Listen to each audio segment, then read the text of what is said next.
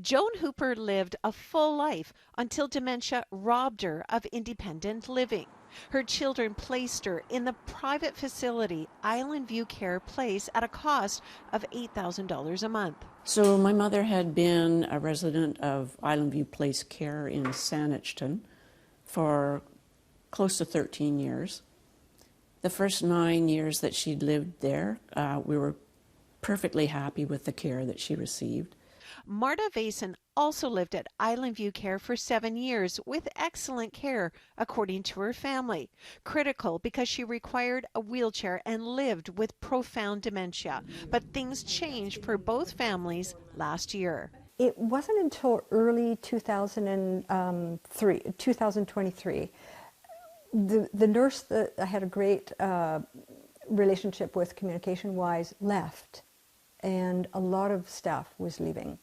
They had a new nurse, and it was really from that point on that the communication fell apart. And Celeste Chuck was also worried when she was told her mother's doctor was let go. I called her doctor, and her doctor said, "Oh, well, I've been let go." I received communication from Island View Place Care that I was being replaced. The final straw for Hooper came last fall. This open wound had been left undressed, untended for at least 5 or 6 hours. Leslie was horrified. She sent me a picture of this wound.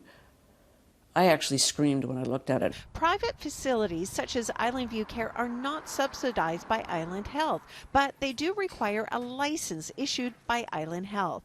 The two women felt they had to act and filed a complaint to Island Health in September 2023, but they never expected what came next. The families say about a week later, both women were evicted. The investigation launched. That was, I think, the 26th of September. On the 29th, they called Island View Place and said, we're coming in next week. And then by October 4th, Marta was evicted. During its investigation, Island Health determined the women were subjected to eviction without a valid reason or action by the licensee to mitigate the issues other than offering a mediator after the termination notice was provided. Once they received the eviction notices, Hooper and Celeste Chuck scrambled for help. They wrote to the Premier, Health Minister, medical health officers, and many others. We don't get a lot of complaints of this magnitude, but anytime anyone has to leave their residence, regardless of their age, it's a huge stressor for anybody. But BC's senior advocate says there is little protection for vulnerable seniors living in a private pay facility. The landlord, at the end of the day, in that residency agreement, has the power to be able to end the contract if they feel that it's not the right fit for you and that there's another place perhaps that you would be better off living.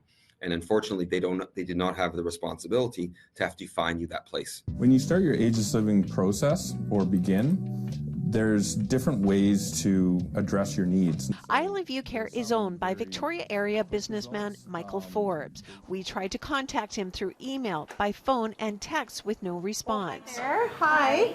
We're with Check News. We're looking for Michael Forbes. When we went to Island View Care Place to ask Forbes about the evictions, we were told to leave. No, I'm sorry. No. Out. Thank you. Goodbye. Are you the director of care? No, goodbye.